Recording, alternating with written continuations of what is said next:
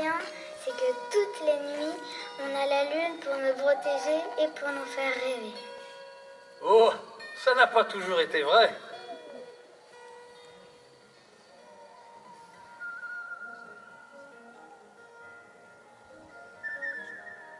Une nuit, il est arrivé quelque chose d'étrange et d'inhabituel. Alors que les étoiles étaient déjà dans le ciel, il y avait un espace vide, tout noir, à la place de la lune. Non. La nouvelle, au début, ne fit pas beaucoup de bruit, mais le second soir, la lune manqua aussi son rendez-vous. Les optimistes dirent « Ce sont les nuages qui l'ont cachée, et ce soir, elle reviendra, vous verrez. » Les nuits suivantes, toujours pas de lune. Les savants interrogés ne purent que constater la disparition de la lune sans pouvoir interpréter le phénomène. Ils déclarèrent unanimement qu'il manquait aussi des étoiles.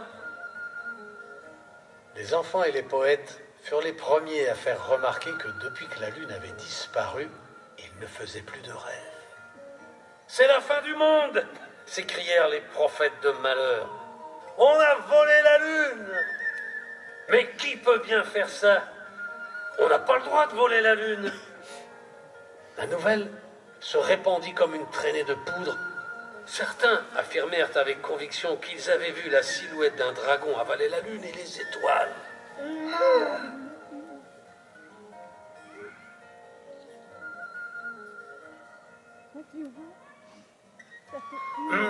La situation était grave.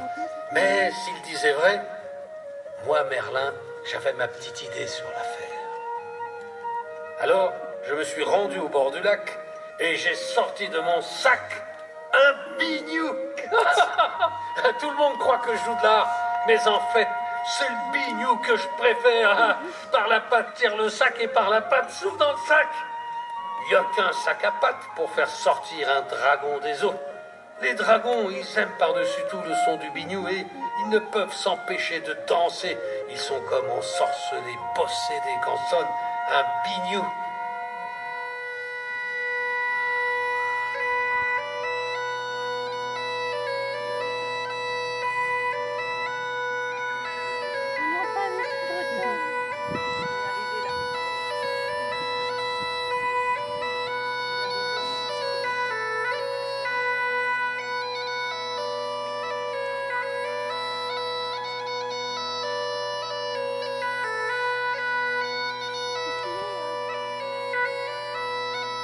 Soudain, le dragon sortit des eaux et se mit à danser, à danser, à danser.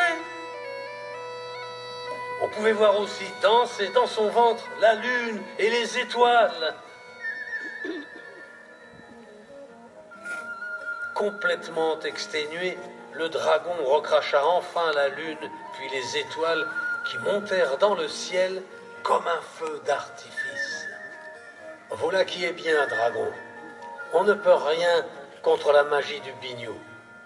Mais dis-moi, pourquoi tu as avalé la lune et toutes ces étoiles? Comme plus personne ne regarde la lune et les étoiles, j'ai pensé qu'elles n'étaient d'aucune valeur pour vous, les humains. Et puis, j'avais faim, très faim. Mais puisque je vois que pour vous c'est important, c'est promis, j'y toucherai plus. Ou juste un peu pour jouer.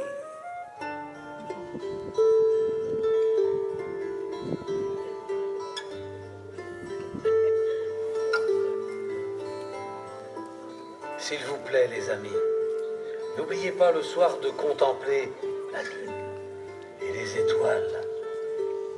Cela évitera qu'un dragon affamé ne les avale.